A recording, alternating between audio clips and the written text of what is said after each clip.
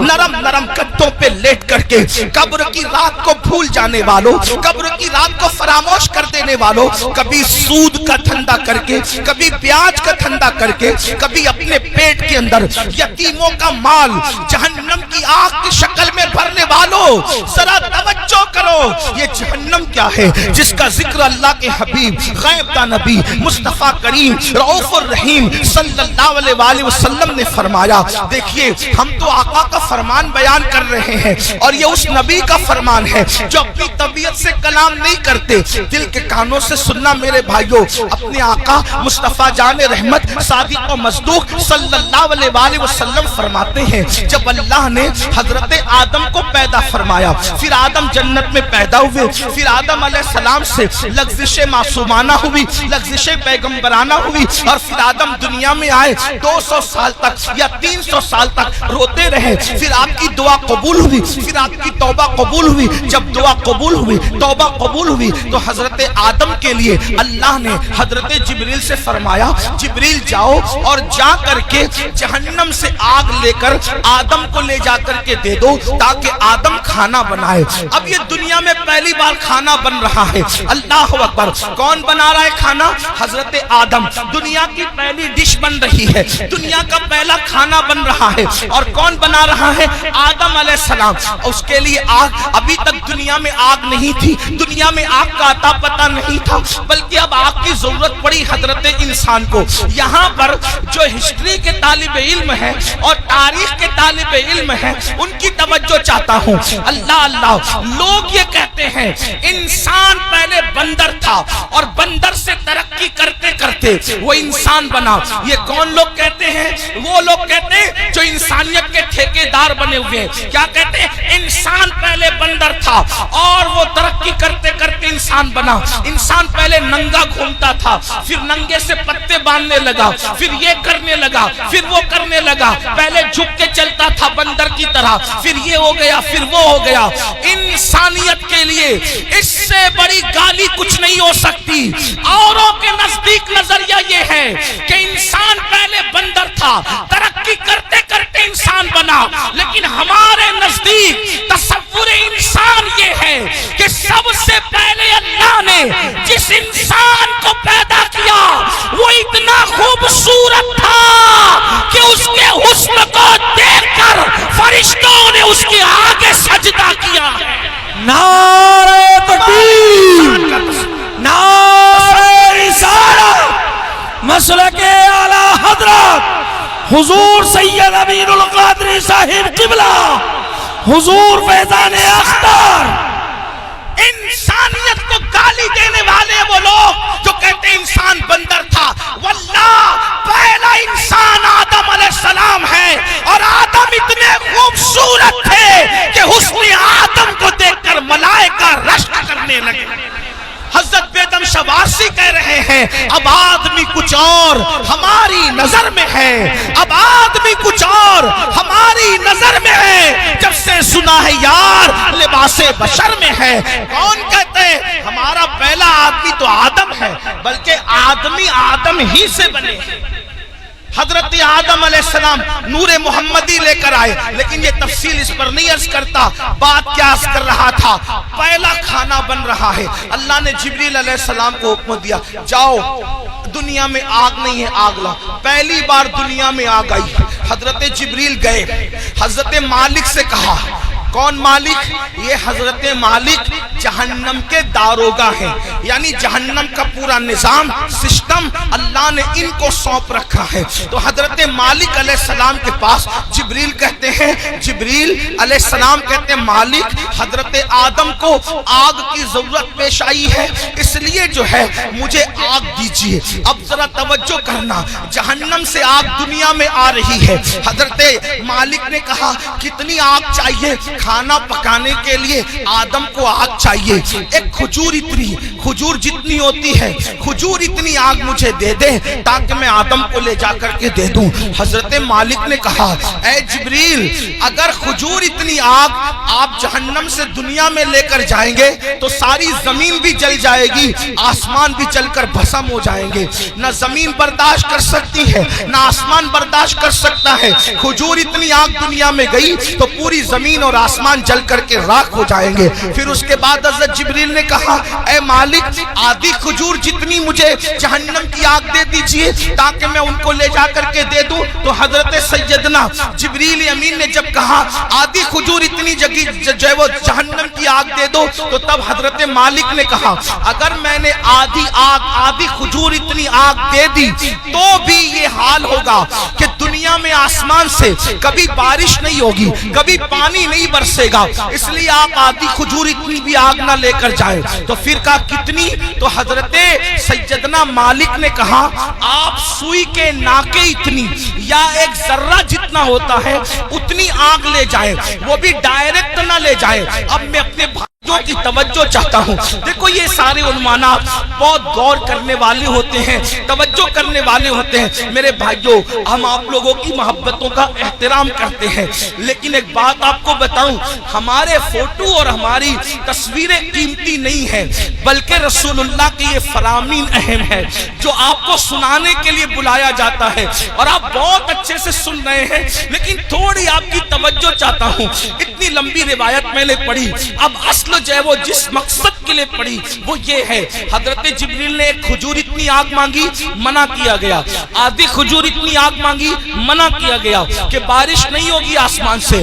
پھر ایک ذرے کے برابر آگ دی گئی تو حضرت مالک نے کہا اس کو بھی ڈائریکٹ نہ لے جائیں بلکہ اس کو پہلے دھلا جائے۔ تو ذرہ برابر آگ حضرت جبریل کو حضرت مالک نے دیا۔ 70 مرتبہ جبریل علیہ السلام نے اس جہنم کی آگ کو رحمت کے پانی سے دھویا، اس کو واش کیا، دھویا، اور 70 بار دھونے کے بعد پھر اس آگ کو ذرہ برابر دنیا میں لایا گیا۔ لیجئے حضرت آدم، یہ کھانا بنانے کے لیے ہے، تو حضرت آدم نے فرمایا اس کو پہاڑ پہ رکھو۔ جب وہ ذرہ برابر جہنم کی آگ جس کو 70 بار دھویا گیا تھا، ندی کے پانی سے نہیں، نہروں کے پانی سے نہیں، دنیا کے پانی سے نہیں، بلکہ رحمت خدا کے پانی سے 70 بار اس ذرے کو اور ذرہ برابر آگ کو دھویا گیا تھا۔ اور جب حضرت جبریل نے اس کو پہاڑ پہ رکھا تو پہاڑ پہ وہ ذرہ برابر آگ پڑی تو پورا پہاڑ جل کر کے بھسم ہو گیا، اور وہ ذرہ برابر آگ نے جب پہاڑ کو جلا دیا تو وہ فوراً جہنم کی طرف لوٹ گئی۔ پہاڑ کے جلنے سے، اس آگ کے اثر سے جو دھواں نکلا تھا، وہ دھواں پتھروں میں، لوہے میں اور جن لکڑیوں میں آگ ہے ان میں گھس گیا۔ اللہ اکبر! تو یہ جو دنیا میں آگ دیکھ رہے ہیں، یہ آگ وہ آگ نہیں ہے، بلکہ اس آگ کے اثر سے جو دھواں نکلا تھا، وہ دھواں ہے جو یہ آگ دنیا کی آگ ہے۔ اب مجھے بتاؤ، ذرہ برابر جہنم کی آگ 70 مرتبہ رحمت کے پانی سے دھو کر دنیا میں لائی جائے، وہ پہاڑ کو جلا دے اور پھر جہنم میں لوٹ جائے، تو اس کے باقیات، اس کے دھوئے کے اثرات اتنی تیز ہیں کہ اگر جلا دے تو بستیاں جل کر خاکستر ہو جائے، اگر جلا دے تو انسان مر جائے، اگر جلا دے تو انسان کی آنکھیں اندھی ہو جائے، اگر جلا دے تو انسان کا دماغ کام نہ کرے۔ مجھے بتاؤ، 70 مرتبہ رحمت کے پانی سے ذرہ برابر آگ پر یہ اثر ہے، تو وہ جو جہنم کی پوری آگ ہے اس کا کیا حال ہوگا، اس کا کیا اثر ہوگا۔ اب اللہ اسی آگ سے بچنے کا حکم دے رہا ہے۔ اے مومنو، میرے محبوب کے غلاموں، میرے محبوب کا نام لینے والوں، میرے محبوب کا کلمہ کلمہ پڑھنے والوں اپنے آپ کو اس آگ سے بچاؤ. آپ مجھے بتائیں جب یہ جہنم کی آگ کا دھواں ہے جو دنیا کی آگ ہے ہم اس کو برداشت نہیں کر سکتے تو وہ جہنم کے دہکتے ہوئے شعلے, وہ جہنم کے بھڑکتے ہوئے شعلے جس کے بارے میں حدیث پاک میں آیا ہے 3000 سال تک کے اس کو جلایا اور دہکایا گیا ہے. اب جہنم کی آگ مکمل سیاہ ہے, مکمل کالی ہے. اب وہ کس کے لیے ہے؟ آئیے اب ترتیب وار کچھ لوگوں کا ذکر سن لے. اللہ اللہ, کاش اپنی کمزوریوں پہ رحم کر کے, کاش اپنی کمزوریوں پہ رحم کر کے ہم اپنے آپ کو جہنم سے بچانے کی فکر کرتے, اپنے بچوں کو جہنم سے بچانے کی فکر کرتے. آئیے میں ایک حدیث پڑھتا ہوں, طویل حدیث رسول پاک صاحب لولاک سیاح افلاق صلی اللہ علیہ وسلم کی. اللہ اکبر. آج بہت سارے جرائم, بہت سارے گناہ ہمارے سماج میں بڑھتے جا رہے ہیں. ان میں سے ایک گناہ کیا ہے؟ فلم دیکھ کر, سیریل دیکھ کر, پکچر دیکھ کر لڑکے اور لڑکیوں میں آپس میں افیئر کا معاملہ جگ رہا ہے. اور اب شاید ہی کچھ بچے اور بچیاں ایسے ہوں گے کہ جو افیئر سے محفوظ ہیں الا ماشاءاللہ. اور اس کے بعد پھر یہ افیئر کے معاملات, افیئر کی داستان انسان کو زنا تک لے جاتی ہے. اور یہ زنا کیا ہے؟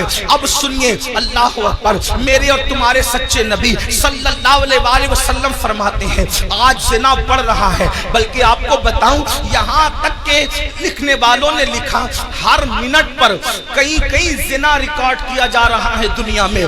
تعفن ہے زنا کا, تعفن ہے بدکاری کا. اللہ اکبر. ہیرو ہیروئن کے چکر میں انسان اب زنا کو گناہ بھی نہیں سمجھتا. آؤ آؤ اپنے نبی کا فرمان سنو, اپنے سچے رسول کا فرمان سنو اور اپنے آپ کو جہنم کی آگ سے بچا لو. اللہ کے سچے نبی, غیب کا نبی صلی اللہ علیہ وسلم فرماتے ہیں کہ جب قیامت کے دن زانیوں کو میدان محشر میں لایا جائے گا, اللہ اللہ اللہ کرے کسی کو یہ گناہ نہ کرے, اور اگر کسی نے کی ہو تو وہ جلد سے جلد توبہ کرے, اس گندگی سے نکلے. اے میری قوم کے جوانوں, گندی فلمیں دیکھ کر, گندی پکچریں دیکھ کر کس میں ڈوبے جا رہے ہو؟ اللہ اکبر. زنا کے بارے میں تمہارے اور میرے سچے نبی صلی اللہ علیہ وسلم ارشاد فرماتے ہیں کہ جب زانیوں کو قیامت کے دن میدان محشر میں لایا جائے گا تو پورا میدان محشر ان زانیوں کو پہچان لے گا. یعنی جنہوں نے دنیا میں زنا کیا ہے محشر ان کو پہچان لے گا. اور وہاں پر یہ جلسے اتنا مجمع نہیں ہوگا, 1000 2000 10,000 لوگ نہیں ہوں گے, لاکھ 2 لاکھ 10 لاکھ لوگ نہیں ہوں گے, کروڑ 10 کروڑ لوگ نہیں ہوں گے, ارب 10 ارب لوگ نہیں ہوں گے, بلکہ سارے اولین اور آخرین ہوں گے. انبیاء وہاں ہیں, صحابہ وہاں ہیں, اولیاء وہاں ہیں, سب وہاں ہیں. اور میرے اور تمہارے سچے نبی فرما رہے ہیں زانیوں کو, دنیا میں زنا کرنے والوں کو جب قیامت کے دن لایا جائے گا تو ان کو سب پہچان لیں گے. اس کی وجہ کیا ہوگی؟ اگر حدیث میں نہیں آتا تو میں بیان کرنے کی ہمت نہیں رکھتا. میرے مخدوم زادے سامنے موجود ہے. اس طرح کے عناوین جو ہے میں محفل کے اندر کہنے سے احتیاط کرتا ہوں, لیکن جب دل ٹوٹتا ہے اور قوم جو ہے جس آگ میں جل رہی ہو اور پھر رسول اللہ کا فرمان ہو تو پھر میں حیا کے پردے میں آپ کے دلوں کے دروازے پر یہ بات ضرور رکھ دینا چاہتا ہوں. سنو سنو, زنا کے اڈوں کی طرف جانے والے جوان,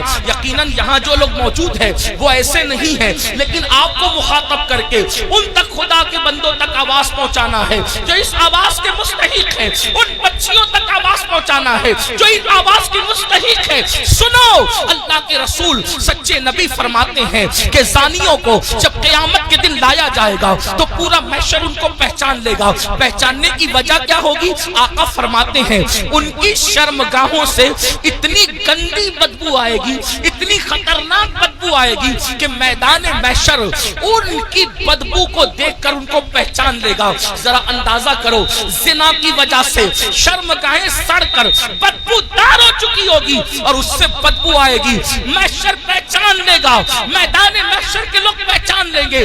مجھے بتاؤ جس کے منہ میں بدبو آتی ہے وہ کتنا شرمندہ رہتا ہے دنیا میں.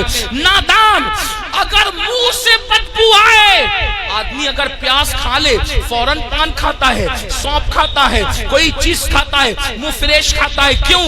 میرے منہ میں بدبو نہیں آنا چاہیے۔ سن لو، جب آدمی منہ کی بدبو سے دنیا میں اتنا ڈرتا ہے کہ نیند سے اٹھنے کے بعد بغیر برش کیے وہ باہر نہیں نکلتا، دوستوں سے گفتگو نہیں کرتا، اللہ اللہ مگر اللہ اکبر، وہ موقع کیسا ہوگا، وہ حالات کیسے ہوں گے؟ فلم دیکھ کر کے کسی ہیرو کے چکر میں زنا کی طرف جانے والوں، میری قوم کے جوانوں، اللہ اکبر، آقا ارشاد فرماتے ہیں زانیوں کی شرمگاہوں سے سڑی ہوئی بدبو آئے گی تو پورا محشر ان پہ لعنت کرے گا، لعنت، محشر بھی لعنت کرے گا، فرشتے بھی لعنت کریں گے، اللہ بھی لعنت کرے گا، اور اللہ ان سے قیامت کے دن کلام نہیں کرے گا، ان سے اللہ بات نہیں کرے گا۔ اسی پہ بس نہیں، اب سنو، ابھی آپ نے جہنم کا ذکر سنا، آگے آقا فرماتے ہیں ان کو چہروں پر جہنم کی آگ رکھ کر بھڑکائی جائے گی، ان کے چہروں پر جہنم کی آگ رکھ کر کے زانیوں کے چہرے پہ آگ بھڑکائی جائے گی۔ کبھی تندور کے اندر کوئی چیز سیکی جاتی ہے تو کیسے الٹ پلٹ کیا جاتا ہے، زانیوں کے چہروں کو جہنم میں الٹ پلٹ کیا جائے گا، ان کے چہروں پہ آگ بھڑکائی جائے گی۔ اسی پہ بس نہیں، میرے اور تمہارے سچے نبی فرماتے ہیں پھر حضرت مالک یعنی جہنم کے داروغہ جہنم کی آگ کی بنی ہوئی قمیص اس کے بدن پر پہنائیں گے۔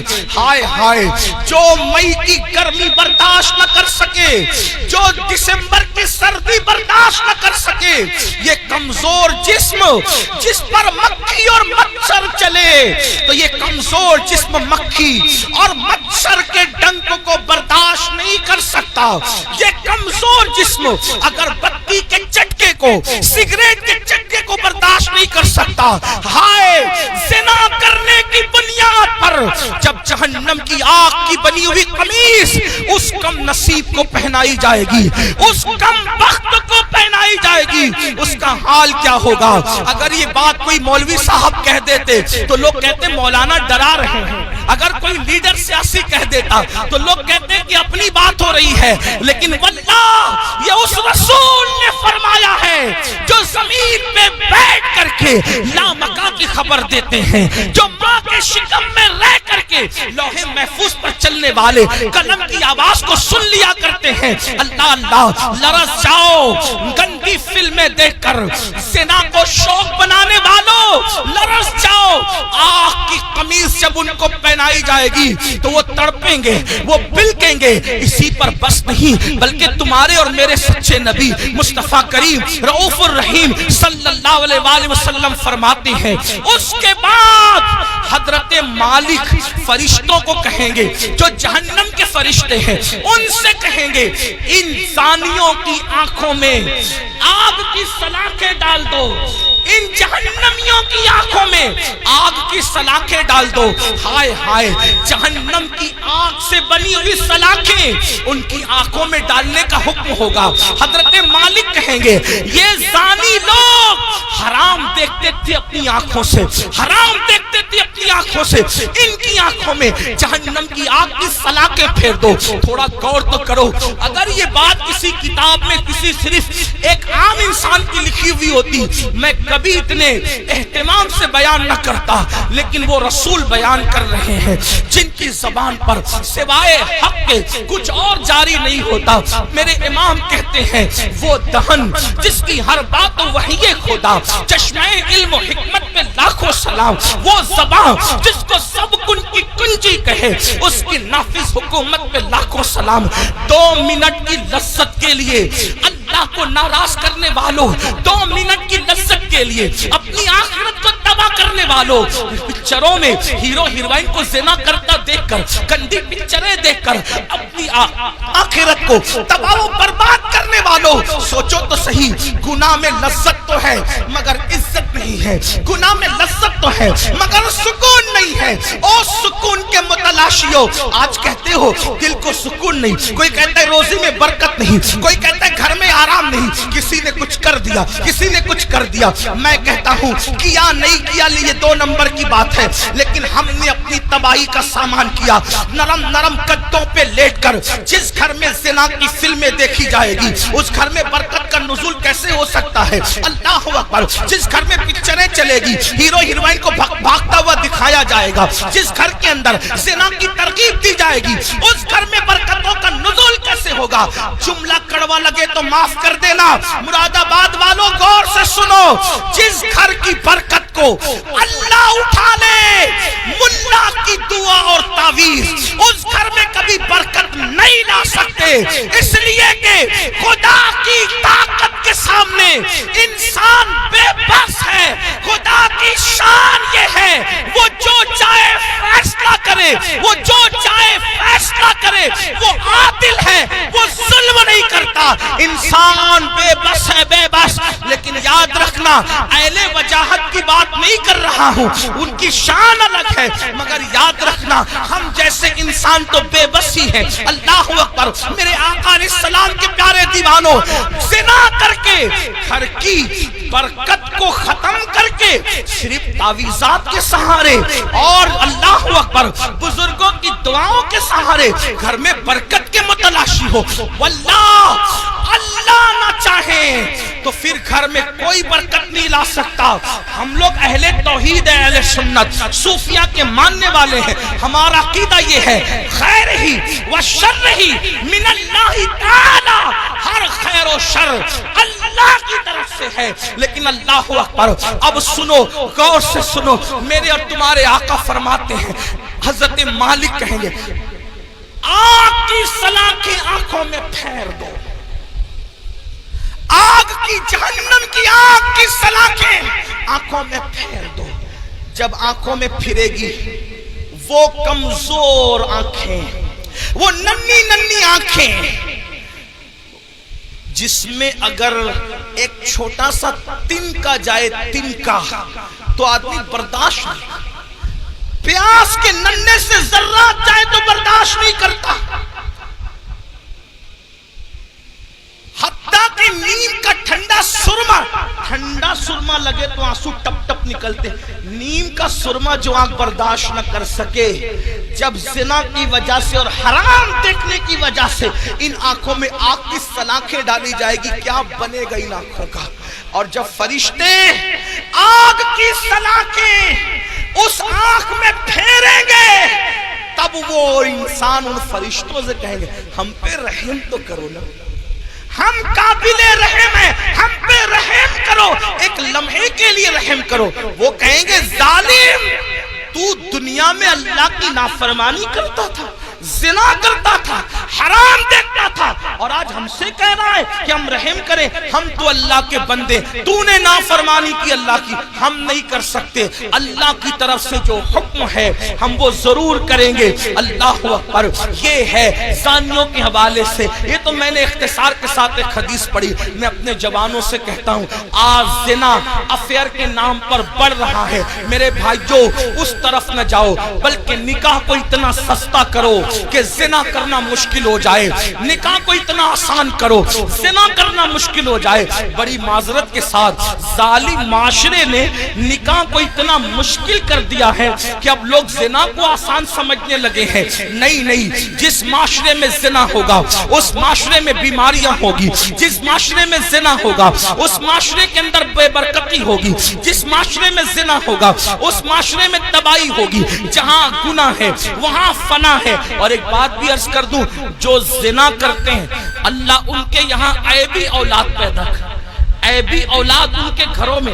اب کسی گھر میں عیبی اولاد دیکھنا تو قیاس مت لگا لینا کہ اس نے زنا ہی کیا ہوگا، ایسا نہیں۔ کچھ لوگوں کو بطور سزا ایبی اولاد دی جاتی ہے اور کچھ لوگوں کو بطور امتحان ایبی اولاد دی جاتی ہے. کسی کا امتحان بھی ہو سکتا ہے, جیسے حضرت ایوب علیہ السلام کا امتحان ہوا, اللہ والوں کا امتحان ہوا. تو میرے بھائیوں, زنا کی طرف نہ جاؤ اور نکاح کرو, اور نکاح جلدی کرو. اپنے جوانوں سے کہتا ہوں, اگر گھر والے نکاح کرنے میں تاخیر کرے تو نوجوانوں کو یہ گھر میں عرضی رکھنے کا حق ہے کہ میری شادی کر دو, لیکن حرام کی طرف نہ جاؤ. اور آخری میں بات سمیٹتے ہوئے عرض کروں, اگر ایسا نہیں کیا تو زنا وہ بدترین فعل ہے میرے بھائی, نسلوں تک اس کی سزا ملتی رہے گی. روزی میں برکت نہیں ہو سکتی, روزی میں کبھی برکت نہیں ہو سکتی. چہرے کا نور اٹھا لیا جائے گا, عمر گھٹا دی جائے گی, کہیں پناہ نہیں ملے گی. جنہوں نے جوانیوں میں زنا کیا ہے, بڑھاپا اس قدر ان کا دردناک ہے, وہ بستر میں منہ چھپا چھپا کر روتے ہیں,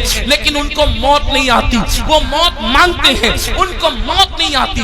جوانی میں پاپ کرنے والے, جوانی میں آوارگی کرنے والے, جوانی میں عیاشی کرنے والے, جوانی میں عیش کرنے والے دردناک زندگی گزارتے ہیں. کوئی پوچھنے والا نہیں رہتا, اس لیے کہ جس کی طرف سے خدا کی نظر رحمت پھر جاتی ہے ان کا کوئی پرسان حال نہیں. اس لیے میرے بھائیوں, آج سے پہلے اگر گندی فلم دیکھی ہو, آج سے پہلے کوئی زنا کا کام کیا ہو, آج سے پہلے کسی لڑکی سے ناجائز تعلقات رکھا ہو, آج سے پہلے کسی لڑکی کو پاپ کی نظر سے دیکھا ہو, آج کی اس محفل میں سچی توبہ کر لو, کیونکہ توبہ کا دروازہ کھلا ہوا ہے اور آج ہی کھلا ہے. جس دن مر جاؤ گے, روح کا جس رشتہ جسم سے ٹوٹ جائے گا, توبہ کا دروازہ ہمارے لیے بند ہو جائے گا. اللہ اللہ. ایک بزرگ مجذوب تھے, وہ بستی میں لوگوں سے کہتے تھے, لوگوں اللہ سے صلح کر لو, لوگوں اللہ سے صلح کر لو, لوگوں اللہ سے صلح کر لو.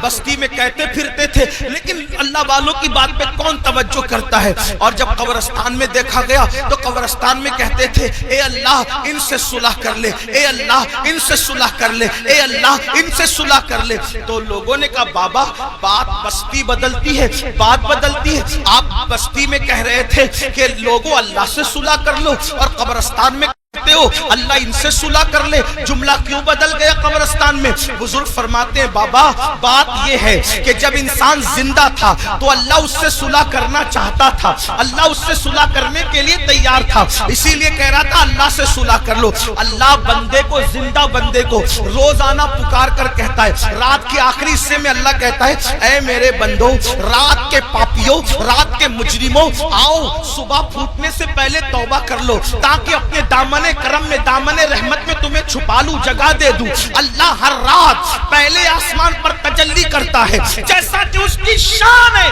اور اپنے بندوں سے کہتا ہے, آؤ مجرموں میری بارگاہ میں توبہ کرو تاکہ میں تمہیں معاف کر دوں. اور جب سورج غروب ہوتا ہے تو غروب ہونے سے پہلے پھر صدا لگاتا ہے جیسا کہ اس کی شان ہے, آواز دیتا ہے بندوں کو جیسا کہ اس کی شان ہے, میرے بندو آؤ دن گزرنے سے پہلے پہلے دن کے مجرموں توبہ کر لو تاکہ میں تمہیں معاف کر دوں. ہائے انسان, تیری غفلت پر افسوس ہے. لیڈر بلائے تو دوڑا دوڑا جاتا ہے, M L A M P بلائے تو دوڑا دوڑا جاتا ہے. روزانہ میرا اللہ جو کروڑوں ماؤں سے زیادہ ہم سے پیار کرتا ہے, میرا اللہ جو کروڑوں ماؤں سے زیادہ ہم سے محبت کرتا ہے, میرا اللہ جو ہماری ستر پوشی کرتا ہے, وہ ستار ہے, عیبوں کا چھپانے والا ہے. یاد رکھنا مسلمانوں, اگر اللہ نے ہمارے عیبوں پہ پردہ نہ ڈالا ہوتا تو نہ آپ یہاں بیٹھنے کے قابل ہوتے, نہ ہم لوگ یہاں بیٹھنے کے قابل ہوتے. کتنا کرم ہے, گناہ کرتے ہیں, عیبوں پہ پردہ ڈالتا ہے. ارے بیوی اتنی محبت کرتی ہے لیکن ہمارے عیب دیکھتی ہے تو اپنے میکے میں جا کر بیان کرتی ہے. امی اتنا پیار کرتی ہے, ہمارے عیب دیکھتی ہے تو ابو کو بیان کرتی ہے. ابو اتنا پیار کرتے ہیں, ہمارے عیب دیکھتے ہیں تو امی کو بیان کرتے ہیں. بھائی لوگ اتنا پیار کرتے ہیں, ہمارے عیب دیکھتے ہیں تو بھائیوں کو بیان کرتے ہیں. کتنا میرا مولا پیارا ہے, کیسا کرم کرنے والا ہے. اتنے ہم جرائم کریں, اتنے گناہ کریں, پردے پہ پردے ڈالتا ہے, پردے پہ پردے ڈالتا ہے, پردے پہ پردے ڈالتا ہے. اللہ کے بندو, سب کی محبتوں کا خیال کیا, ذرا رب کی محبت کا بھی تو خیال کرو. جو بات آخری عرض کرنے چلا تھا, ایک حدیث پڑھنے چلا تھا, آؤ میرے اللہ کی کے فرمان پر عمل کرو. آج سے پہلے جو ہوا سو ہوا, آج سچی توبہ کر لو, اپنے آپ کو بدل دو, زندگی میں تبدیلی پیدا کر لو, زندگی میں انقلاب پیدا کر لو. پتا ہے اللہ نے کیسے کیسوں کو معاف کیا؟ بس یہ روایت پڑھ کے بات ختم کروں گا تاکہ میرا جوان جو گانے سن کر مجرم ہو گیا، جو زنا کر کے مجرم ہو گیا، جو عورتوں سے پیار کے نام پہ مجرم ہو گیا، ان کو دھاڑس بندے کہ ہم توبہ کریں تو اللہ ہمیں معاف کرے گا، اللہ ہماری مغفرت کرے گا. دل کے کانوں سے سننا. اور میری بہنیں بھی اگر موجود ہیں، آج کل لڑکیوں میں بھی سیریل دیکھ کر کے ایک عجیب سا بھوت سوار ہے، افیئر کا، دوستی کا، ناجائز تعلقات کا. نہیں، ہمارے یہاں شادی سے پہلے کوئی دوستی نہیں ہے، لڑکا لڑکی کی کوئی دوستی نہیں ہے. علامہ ابن الجوزی لکھتے ہیں میرے آقا نے فرمایا اگر مریم جیسی عورت ہو پاک دامن اور داؤد جیسا پاک دامن مرد ہو اور دونوں تنہائی چاہیں تو میں دونوں کو تنہائی کی اجازت نہیں دے سکتا. یہ اللہ کے رسول کا فرمان ہے. اور آج اسکول کے لڑکوں سے دوستی، کالج کے لڑکوں سے دوستی، یونیورسٹی کے لڑکوں سے دوستی، اور پھر ماں باپ کہتے ہیں ارے یہ مولوی لوگ تو پرانے خیال کے ہیں، آج تو نیا دور ہے. اگر میری بیٹیا کسی لڑکے سے دوستی کر رہی ہے تو کیا ہماری بیٹی ایسی پاپی ہے، ایسی مجرم ہے؟ میں کہتا ہوں سن لو، کسی کی بیٹی پاپی نہیں ہوتی، کسی کی بیٹی مجرم نہیں ہوتی، مگر اندر جو نفس ہے، نفس وہ برائی کا حکم دیتا ہے، وہ برائی پہ ابھارتا ہے. بیٹیاں کسی کے ساتھ نہ بھاگتی اگر گھروں کے اندر پردے کا نظام ہوتا، اگر گھروں میں تقدس کا نظام ہوتا، اگر گھروں میں پارسائی کا نظام ہوتا. ہماری بیٹیوں کو 50 سال پہلے چچا زاد بھائی سے بھی پردہ کرایا جاتا تھا، مامو زاد بھائی سے بھی پردہ کرایا جاتا تھا، خالہ زاد بھائی سے بھی پردہ کرایا جاتا تھا، دیوروں سے بھی پردہ کرتی تھی، جیٹ سے بھی پردہ کرتی تھی، بہنوئی سے بھی پردہ کرتی تھی. اور آج اسکول کے لڑکوں سے دوستی نہیں. کسی کو برا لگتا ہے 1000 بار برا لگے، ہمارا مذہب یہی ہے اور یہی ہے. اگر کوئی ٹی وی پہ بیٹھ کر بھونکتا ہے کہ مولوی پردے کی بات کرتے ہیں، ہم کہتے ہیں ہم تم سے نہیں کہتے، ہم اپنی بیٹیوں سے کہتے ہیں. اور ہماری بیٹیوں کو کہنے کا ہمیں حق ہے کہ ہر آدمی اپنی بیٹی کا ذمہ دار ہے. بیٹی صرف اس کے باپ کی بیٹی نہیں، بیٹی تو پوری ملت کی بیٹی ہوتی ہے، بیٹی تو پوری قوم کی بیٹی ہوتی ہے. میرے نبی نے حاتم طائی کی بیٹی کو جب بغیر دوپٹے کے دیکھا تو اپنی مزمل و مدثر والی چادر اس کے سر پہ ڈال کر دنیا کو پیغام دیا بیٹی کسی کی بھی ہو، بیٹی تو بیٹی ہوا کرتی. ہمارے یہاں بیٹی کی اہمیت ہے اور یہ تو ظلم کرتے ہیں. یہ تو پردہ ظلم لگتا ہے تمہیں. کیوں ظلم لگتا ہے پتہ ہے؟ میں گالی گلوچ کا عادی نہیں، لیکن ایک بات آپ کو بتا، پردہ ان کو ظلم کیوں لگتا ہے؟ کتے چاہتے ہیں کہ بکری باہر نکلے، کتے چاہتے ہیں کہ بکری باہر نکلے. کیوں کتے صاحبوں؟ بکری سے تمہیں اس کی آزادی سے کیا پیار؟ کہا یہ گھر میں رکھا اس کے مالک نے ظلم ہے. ہم نے کہا ظلم نہیں، مالک کی محبت ہے. وہ جانتا ہے کہ آوارہ کتے باہر بیٹھے ہوئے ہیں، اگر بکری کو باہر بھیجوں گا تو نوچ نوچ کر کھا جائیں گے. اس نے محبت سے گھر میں رکھا ہے تاکہ آوارہ کتوں کی نظر نہ پڑے. تو ایک مالک کے نزدیک بکری کی جتنی عزت ہے اس سے کروڑوں درجہ زیادہ ہمارے یہاں بیٹی کی عزت. توجہ آپ کی. ہمارے یہاں اب آپ کہیں گے بیٹی کی کیوں اتنی عزت ہے؟ میں نے کہا اس لیے اتنی عزت ہے کہ ہمارے یہاں بیٹی کا روپ معمولی روپ نہیں ہے. بیٹی کا روپ سیدہ، طیبہ، طاہرہ، خاتون جنت فاطمہ الزہرا کا روپ ہے. اور وہ ایسا روپ ہے کہ جس کے لیے پوری کائنات کھڑی ہوتی ہے. جب وہ شہزادی نبی سے ملنے آتی ہے تو میرا نبی ان کے استقبال کے لیے کھڑا ہو جاتا ہے. بیٹی یہ ہے. اوروں کی یہاں بیٹی کیا ہے مجھے نہیں پتا، ہمارے یہاں بیٹی، اب سن لے بیٹی کیا ہے. ہمارے یہاں بیٹی فاطمہ الزہرا ہے. ہمارے یہاں بیٹی بنت صدیق عائشہ صدیقہ ہے. ہمارے یہاں بیٹی حضرت سیدہ زینب کبریٰ ہے.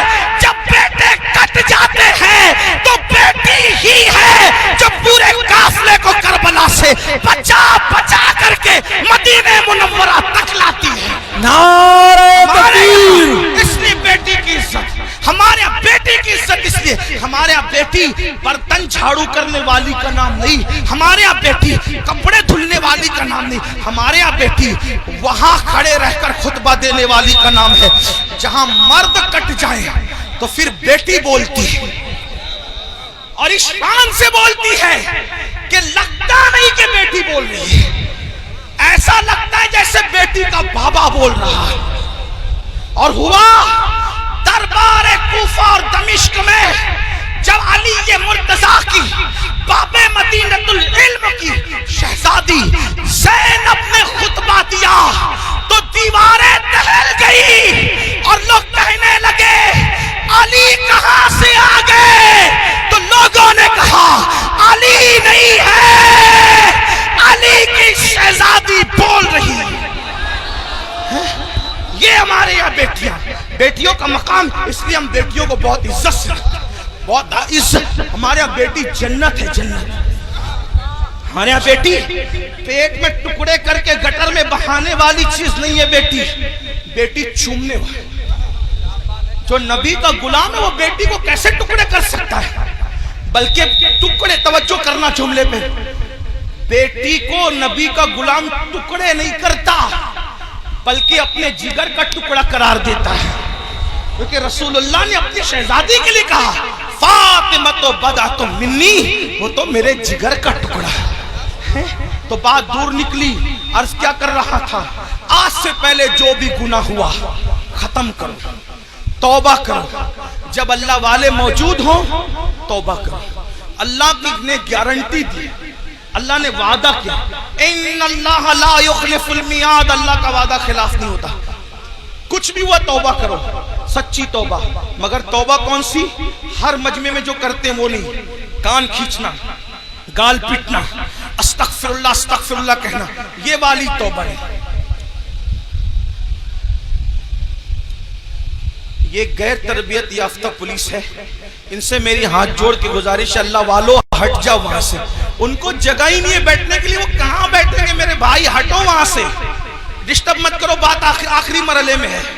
یہی تو غیر تربیت یافتہ ماحول کی نحوست ہے۔ ایک بار درود شریف پڑھے آپ لوگ، ہٹو میرے بھائیوں، خاکی وردی والے میرے بھائیوں، اللہ تمہارا نصیبہ چمکا دے، وہاں سے ہٹ جاؤ، جگہ نہیں، وہ بیٹھیں گے کہاں؟ ان کو کھڑے رہنے تو، بات آخری مرحلے میں۔ ایک بار درود شریف پڑھیے، اللہ رب محمد صلی اللہ علیہ وسلم، نحن عباد محمد صلی اللہ علیہ وسلم۔ پہلی بات تو سنیوں کے جلسے میں پولیس کا کوئی کام ہی نہیں ہے، ڈنڈے والوں کو، یہ ڈنڈے والی قوم نہیں، یہ جھنڈے والی قوم ہے، یہاں کوئی ڈنڈا نہیں نکلنا چاہیے۔ ہاں، اور اگر لوگ ہمیں کچلتے ہیں تو ہم ان سے محبت سے کہتے ہیں نہ کچلو، ہم کچلنے کی چیز نہیں ہے۔ میاں کو کچلا، مجھے کچلا، ناخن لگا دیا، یہ بھی آپ کی محبت کی نشانی لے کے جائیں گے۔ ہاں، ناخن، اچھا اچھا معاف کیجئے، میں سمجھ رہا تھا میرے ساتھ حضرت فرما رہے خاکساران حق ہے، یہ میرے مجاہد ملت کی ٹیم، مجھے ایسا لگا پولیس والے، لیکن وہ میں سوچا تھا اتنی بدنظمی کیوں کر رہے ہیں؟ میرے بھائیوں، یہ غوث پاک کی محفل ہے، غوث پاک کی محفل جو سجتی تھی، یہ اس کا بچا ہوا حصہ، یہ ان کی خیرات ہے، اپنا کوئی کمال نہیں، جلسے والوں کو کوئی کمال نہیں، یہ غوث پاک جس کو بلاتے اس محفل میں وہ آتا ہے۔ یہاں ڈنڈے کا استعمال نہیں ہونا چاہیے۔ وہ خاکساران حق کو میں سلام کرتا ہوں، مجھے ایسا لگا کہ پولیس والے، لیکن بہرحال ان کو بھی سلام، ان کی اللہ انہیں برکتیں دے، لیکن تھوڑا سا وہ بھی دماغ سے کام لے، ان کو جگہ نہیں بیٹھنے کے لیے، کہاں بیٹھے گا انسان؟ اسٹیج پہ جگہ نہیں، لوگ کھڑے ہوئے، ہم ان کو ابھی بیٹھنے کے لیے کہتے ہیں، اس پہ ظلم نہیں ہوگا، کیسے کہ ان کو بیٹھنے، کیونکہ جگہ نہیں ہے، جگہ نہیں ہے۔ یہ تو حضرت اختر میاں رحمۃ اللہ تعالیٰ علیہ پر رسول اللہ کی خاص نگاہ ہے، ان کے مرشد حضور سرکار کلہ کی خاص نگاہ ہے کہ ان کی محفل میں اتنے لوگ جمع ہو گئے، ورنہ آج کس کے لیے کون آتا ہے؟ تو بات آخری کر رہا تھا، اس کو سن لے، بات ختم۔ ایک بار درود شریف بلند آواز سے، اللہ رب محمد صلی اللہ علیہ وسلم، نحن عباد محمد صلی اللہ علیہ وسلم، صلاۃ و سلام علیکم۔ آخری بات، کچھ بھی کیا توبہ کر، وہ والی نہیں، کان کھینچنا، گال پیٹنا، استغفر اللہ، وہ والی۔ کون سی توبہ؟ جیسے بکری کے تھن سے دودھ نکلے اور دوبارہ اسی سوراخ سے تھن میں نہ جائے، ایسی گناہ سے نکلو، پھر ادھر کا رخ مت کرو، پھر مت پلٹ کر جاؤ اس طرف، یہ توبہ۔ ایسی توبہ کرنے والوں کے ساتھ جنت کی ضمانت ہے، جنت کی بشارت ہے۔ सुधर जाओ। तो बस्ती में बात कर रहा था, बीच में निकल आई कि जब तक वो जिंदा थे बुजुर्ग कहते हैं कि अल्लाह उनको माफ करने के लिए तैयार था, माफी मांग लो मैं माफ कर दूंगा। उन्होंने तौबा नहीं की, अब मर गए और अजाब में गिरफ्तार हो गए। तो मैं कहता हूं ये अल्लाह इनसे सुलह कर ले, अल्लाह इनसे सुलह कर ले। लेकिन अब जब अजाब में गिरफ्तार हो गए तो अब अल्लाह इनसे सुलह करने को तैयार। ये अल्लाह से सुलह करना चाहते लेकिन अल्लाह इनसे सुलह करने तैयार। इसलिए मरने से पहले तौबा कर लो। जो हदीस पढ़ना है वो ये हदीस मुख्तसर से वक्त में पढ़ता हूँ। मेरे वक्त में जो मैंने 1 घंटा मुतय्यन किया था, 10 मिनट का टाइम रह गया, उसमें मैं बात पूरी कर लूँ। हदीस पाक का मफहूम है, कई किताबों के अंदर ये हदीस है जिसको फकीह अबुल्लाह समरकंदी ने लिखा, अल्लामा इब्नुल जौज़ी ने लिखा, मैं वहां से बतौर मफहूम पढ़ रहा हूँ। सैयदना फारूक आजम एक मरतबा रसूलुल्लाह सल्लल्लाहु अलैहि वसल्लम के दरबार में आ रहे थे, हाजिरी दे रहे थे। दरवाजे पे क्या देखा, एक जवान है, खूबसूरत जवान, जो खाक उठाता है अपने सर पे डालता है, खाक उठाता है अपने सर पे डालता है, रोता है, बिलकता है, आहें भरता है। फारूक आजम ने फरमाया रसूलुल्लाह की चौखट पर ये काम तुम कर रहे हो, खाक उठा के सर पे डालते हो, रोते हो, बिलकते हो, आहें भरते हो, बात क्या है? तो फारूक आजम से उस जवान ने कहा, ऐ मेरे भाई उमर, आका की बारगाह में हाजिरी देना चाहता हूँ लेकिन हिम्मत नहीं है, हौसला नहीं है हाजिरी देने का, इसलिए मैं ये चाहता हूँ कि आप इजाजत ले लें, आप हुजूर से अर्ज कर दें कि हुजूर मुझे इज़्न हुजूरी अता कर दें, हाजिरी की इजाजत अता कर दें ताकि मैं रसूलुल्लाह की बारगाह में हाजिर हो जाऊं। तो आका अलैहिस्सलाम से फारूक आजम ने अर्ज की, आका मेरे माँ बाप आप पे कुर्बान या रसूल अल्लाह, एक जवान है चौखट पे बैठा है, सर पे खाक डाल रहा है आका, और वो आपकी बारगाह में हाजिरी देना चाहता है या रसूल अल्लाह, अगर आप इजाजत दे दें तो वो हाजिर हो जाए। वो जवान आ गया। अब ध्यान से सुनना, गौर से सुनना। वो जवान आया, आंखें झुकी हुई थी, आंखों से आंसू बह रहे थे, मुसलसल टप टप आंसू टपक रहे थे, निदामत और शर्मिंदगी चेहरे से जाहिर थी, सर झुका हुआ था। आका ने फरमाया, ए जवान क्या हुआ? उस जवान ने अर्ज किया, या रसूल अल्लाह, इतनी अर्जी लेकर आया हूँ कि आप मेरे लिए दुआ कर दें कि अल्लाह मेरी मगफिरत कर दे, अल्लाह मुझे माफ कर दे, अल्लाह मेरी बख्शिश फरमा दे। आका ने फरमाया क्या हुआ? अर्ज की, आका मुझसे बहुत बड़ा जुर्म हो गया है, मुझसे बहुत बड़ा गुनाह हो गया है, मैं बहुत बड़ा पापी हूँ आका मेरे लिए दुआ फरमा दे। मेरे करीम आका ने फरमाया क्या गुनाह हुआ ये तो बताओ। उसने अर्ज की, आका शर्म आती है बताते हुए, ऐसा गुनाह हो गया है, अब उसका जिक्र करते हुए शर्म आती है, बहुत बड़ा गुनाह है आका। करीम आका ने फरमाया क्या तेरा गुनाह जमीन की उसअतों से बड़ा है? अर्ज की, हाँ आका मेरा गुनाह जमीन की उसअतों से बड़ा है। फिर फरमाया क्या तेरा गुनाह आसमानों से भी बड़ा? अर्ज की, हाँ आका मेरा गुनाह आसमानों से भी बड़ा है। क्या तेरा गुनाह समंदर की झांक से बड़ा है? हाँ आका मेरा गुनाह समंदर की झांक से बड़ा है। मेरे करीम आका ने फिर उसको जहन दिया। अब आका तवज्जो करें, आका कैसे करीम है। आका फरमाते हैं क्या तेरा गुनाह अल्लाह की रहमत से भी बड़ा है? तेरा गुनाह अल्लाह की रहमत से बड़ा है। उसने सर झुकाया,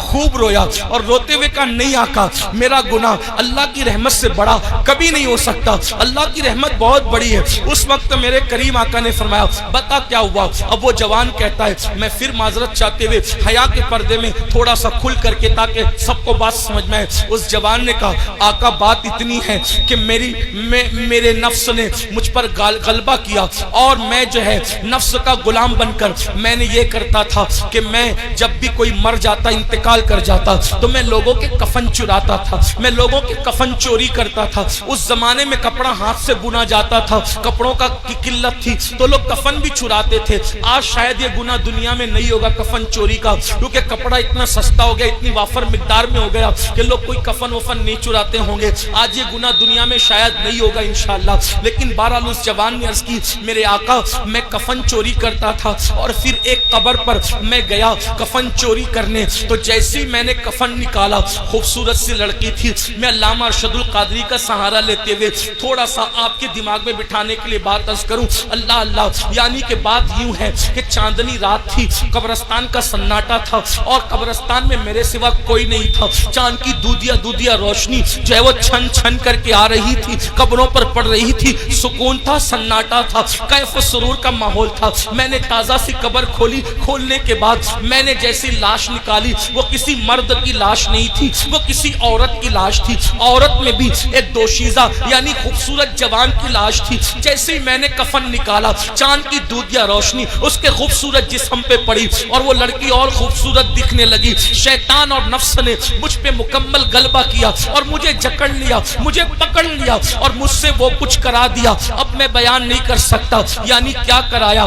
اس نے مردہ لڑکی کے ساتھ قبرستان کے اندر زنا کیا۔ اس جوان نے مردہ لڑکی کے ساتھ قبرستان میں زنا کیا اور اس کے بعد جب وہ کہتا ہے آقا جب میں بدکاری کر چکا تو میں نے دیکھا وہ لڑکی کھڑی ہو گئی اور کھڑی ہو کر کہتی ہے بدبخت تو نے مجھے ناپاک کر دیا، ان مردوں کے درمیان کیا منہ لے کر میں رہوں گی، کیا منہ لے کر رہوں گی؟ تو نے مجھے ناپاک کیا، تو نے مجھے ناپاک کیا، خدا تجھے کبھی معاف نہ کرے، خدا تجھے کبھی معاف نہ کرے، خدا تجھے کبھی معاف نہ کرے۔ میں بھاگا، کفن اور لڑکی کو چھوڑ کے بھاگا۔ آقا او دن اور آج کا دن ہے، قرار نہیں، سکون نہیں، اطمینان نہیں، کھاتا ہوں صدائے باز گشت کانوں میں ٹکراتی ہوئی محسوس ہوتی ہے، لیٹتا ہوں صدائے باز گشت کانوں میں ٹکراتی محسوس ہوتی ہے۔ آقا پریشان ہوں، کہیں قرار نہیں، کہیں سکون نہیں۔ زندگی میں گناہ کرتے کرتے یہ لمحات ضرور آتے ہیں جب انسان گناہ کر چکا ہوتا ہے تو اللہ اس پر تباہی مسلط کر دیتا ہے۔ اللہ نہ کرے کوئی اس منزل پر پہنچے۔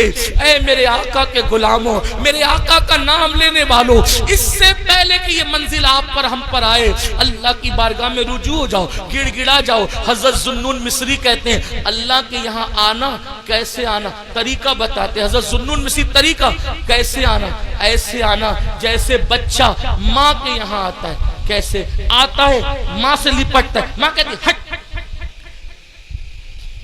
ذوالنون مصری کا انداز صوفیہ نے اسی طریقے سے دین سمجھا، حالانکہ اللہ کی ذات تمثیل سے پاک ہے۔ کہتی ہیں اللہ کے یہاں ایسے ہو جیسے بچہ ماں کے یہاں۔ ماں کیا پیار کر سکتی ہے؟ وہ تو 70 ماؤں سے زیادہ، کروڑوں ماؤں سے زیادہ وہ پیار کرتا ہے۔ کہتے ہیں ذوالنون بچہ ماں کے پاس آتا ہے، ماں کہتی ہے ہٹ، پھر وہ آکے لپٹتا ہے۔ ماں کہتی ہے ہٹنا، پھر وہ آکے لپٹتا ہے۔ ارے چھوڑ، پھر لپٹ۔ جب لپٹتا ہے ماں کی ممتا اس کو سینے سے لگا ہی لیتی ہے۔ بلا تمثیل اللہ کے بندو، ماں کا پیار کوئی حیثیت نہیں رکھتا، میرا اللہ اتنا پیار کرتا۔ وہ جوان کہتا ہے سکون نہیں آقا، قرار نہیں آقا۔ میرے کریم آقا کہتے ہیں کہ جو جتنا علم والا ہوگا وہ اتنا اللہ سے ڈرے گا، جو اللہ کا جتنا قریبی ہوگا اتنا اللہ سے ڈرے گا۔ جیسے اس نے کہا میں نے زنا کیا مردے کے ساتھ، ایسے حضور علیہ السلام نے کہا جلدی باہر نکل، ہے جوان جلدی نکل، مجھے ڈر لگتا ہے تیری وجہ سے آگ نہ برس۔ کچھ لوگ یہ روایت پڑھتے ہوئے کہتے ہیں حضور نے بھگا دیا، نہیں، حضور نے اس کو نفرت کی وجہ سے نہیں بھگایا، حضور نے اللہ کی خشیت کی وجہ سے اس کو کہا جلدی نکل، ورنہ وہاں تو شان یہ چور حاکم سے چھپا کرتے ہیں یا اس کے خلاف، تیرے دامن میں چھپے چور انوکھا تیرا۔ اس عطے دی ہے خدا نے دامن محبوب کو، جرم کھلتے جائیں گے اور وہ چھپاتے جائیں گے، آپ روتے جائیں گے ہم کو ہنساتے جائیں گے۔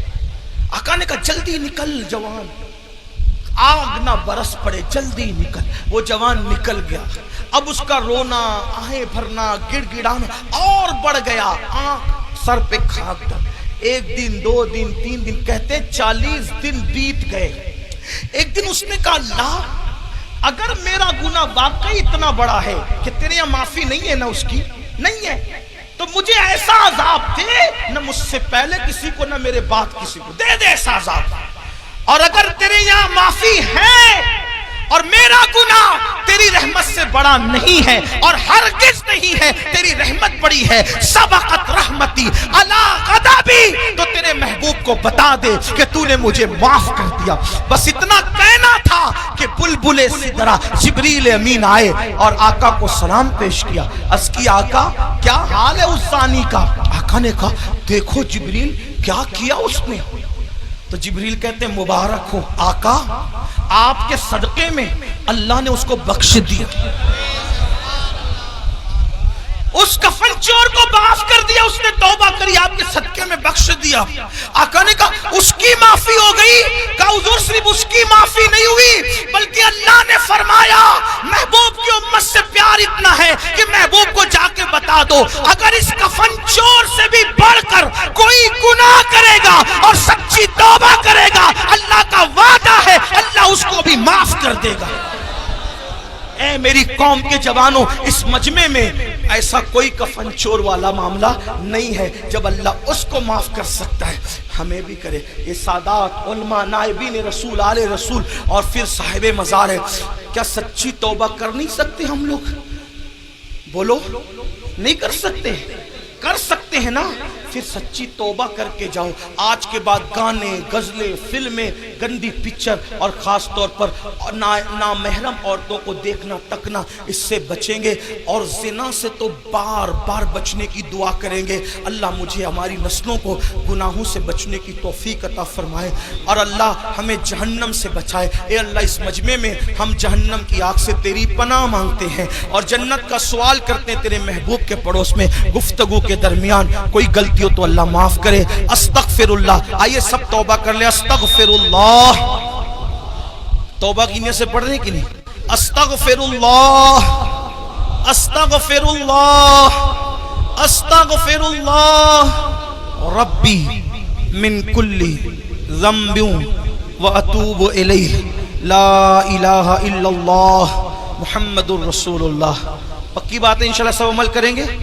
ایک وعدہ کر لیں بس، جو گناہوں سے بچا لیتی ہے وہ نماز کا پابند آج سے کون کون ہوگا؟ ہاتھ اٹھا کر کے سادات کو علماء کو سبحان اللہ۔ وعدہ نہیں بھی کرو گے بھائی تو نماز فرض ہے، لیکن وعدہ کرو تاکہ یہ بزرگوں کی دعائیں لگ جائے۔ بولو نماز پڑھو گے انشاءاللہ؟ جو عشاء پڑھ کے نہیں آیا عشاء پڑھے گا جا کے انشاءاللہ۔ آج سے ابھی سے نماز شروع کریں گے انشاءاللہ، کریں گے انشاءاللہ، زندگی بدلیں گے انشاءاللہ۔ اب ایک گزارش، اگر آپ اٹھ کر گئے تو اتنی یہ مجمع سجتا ہے نا، لاکھوں روپے بھی لگتے ہیں اور سینکڑوں لوگوں کی کئی دنوں کی محنت بھی لگتی ہے۔ اگر آپ اٹھ کر کے گئے تو پورا مجمع بکھرے گا، محفل خراب ہو جائے گی۔ اس لیے میری گزارش ہے جو جہاں بیٹھا ہے وہی بیٹھا رہے، کوئی حاجت ہو تو الگ بات ہے، لیکن آگے کا پروگرام آپ ڈسٹرب نہیں کریں۔ حضرت کی خوبصورت گفتگو آپ کو سننا انشاءاللہ۔